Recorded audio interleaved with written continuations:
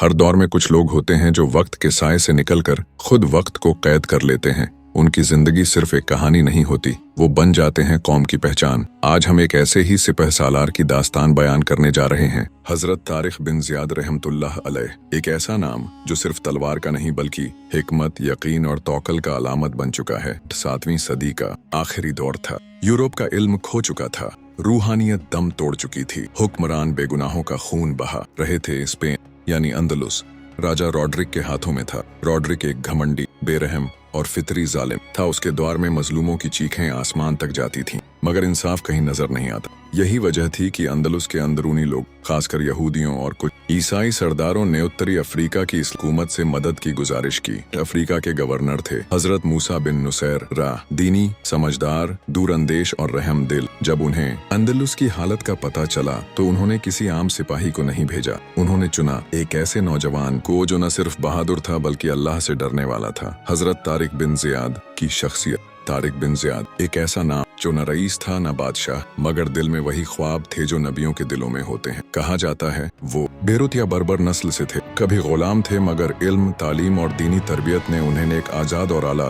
दर्जे का रहनुमा बना दिया। उनके लहजे में वजन था, उनकी आंखों में जज्बा था और उनके दिल में अल्लाह का खौफ। तारिक को एक छोटी मगर भरोसेमंद फौज दी गई, सिर्फ 7,000 मुजाहिदीन। इनमें से बहुत से वो थे जो जंग के मैदानों में तप चुके थे, कुछ बर्बर थे, कुछ अरब, मगर सबके दिल में एक ही इरादा, इस्लाम का पैगाम और इंसाफ का परचम। साल था 711 ईस्वी। तारिक और उनकी फौज समंदर के रास्ते रवाना हुए अंदलुस की तरफ। अंदलुस की सरजमी पर पहला कदम जब वो समंदर पार करके जिब्राल्टर पहुंचे तो वो सरजमी बिल्कुल अजनबी थी, जंगल, पहाड़ और अनदेखा दुश्मन। मगर तारिक ने कदम पीछे नहीं खींचे। पहली बार किसी मुस्लिम फौज ने यूरोप की धरती पर कदम रखा था और वो कदम इतिहास का रुख मोड़ने वाला बना। उस पहाड़ को आज भी कहा जाता है तारिक का पहाड़। जब कुछ सिपाहियों ने देखा कि आगे तो जंग है और पीछे समंदर, तो डरने लगे। कुछ ने कहा अगर हालात बिगड़े तो वापसी कैसे होगी। यहीं पर आया वो ऐतिहासिक लम्हा। तारिक बिन ज़ियाद ने हुक्म दिया, सारी कश्तियां जला दो। फौज हैरान। एक अफसर ने पूछा अगर पीछे हटना पड़ा तो? तारिक ने जवाब दिया, हम पीछे हटने नहीं आए, हम सिर्फ आगे बढ़ने आए हैं। या तो फतह हासिल करेंगे या शहादत, लेकिन पीछे जाने का रास्ता हमने खुद खत्म कर दिया है।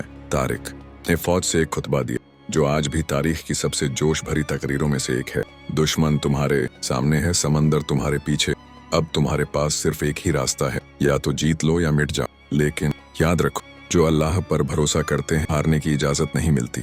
रॉडरिक ने अपनी पूरी ताकत मैदान में उतार दी, 1 लाख से ज्यादा सिपाही, घोड़े, हथियार, हाथियों की फौज तक। मगर तारिक ने इल्म, तदबीर और तौकल से हर चाल का जवाब दिया। रॉडरिक की खुदगर्जी, उसकी फिजुल शानो शौकत और उसकी फौज की बेदिली मुस्लिम फौज के यकीन के सामने टिक ना सकी। जंग कई दिन चली, मगर नतीजा सिर्फ एक था। अंदलुस अब एक नया मुल्क था। जहाँ पहले जुल्म का राज था, अब वहाँ इंसाफ का नज्म था। तारिक बिन ज़ियाद ने कभी ताज नहीं चाहा, ना ही बादशाहत। वो एक अमानतदार मुजाहिद थे जिन्होंने फतह के बाद भी सादगी नहीं छोड़ी। जब मूसा बिन नुसैर खुद अंदलुस पहुंचे तो उन्होंने भी देखा कि एक नई दुनिया की बुनियाद रखती है। कुछ रिवायतों में है कि दरबार में तनाज़ा हुआ क्योंकि बादशाही को एक गुलाम से फतह मिली थी, मगर सच्चाई ये थी कि फतह अल्लाह देता है, ना कि ओहदा, ना कि नस्ल। तारिक बिन ज़ियाद की आखिरी जिंदगी बहुत सादा और गुमनाम थी। कुछ कहते हैं कि उन्होंने अपना आखिरी वक्त तन्हाई में गुजारा, कुछ कहते हैं उन्हें सियासी तौर पर नजरअंदाज किया गया, मगर वो जानते थे इनाम इंसानों से नहीं, सिर्फ रब से मांगना चाहिए। आज हम सबके लिए सवाल ये नहीं कि तारिक कौन था, सवाल ये है क्या आज भी कोई तारिक बन सकता है? क्या हम अपने डर की कश्तियां जला सकते हैं? क्या हम बिना पीछे देखे उस मकसद की तरफ बढ़ सकते हैं जो अल्लाह की रजा की तरफ ले जाए? तारिक ने कश्तियां जला दी थीं और इतिहास को जिंदा कर दिया था। अब बारी हमारी है, हम किस दिन अपनी कश्तियां जलाएंगे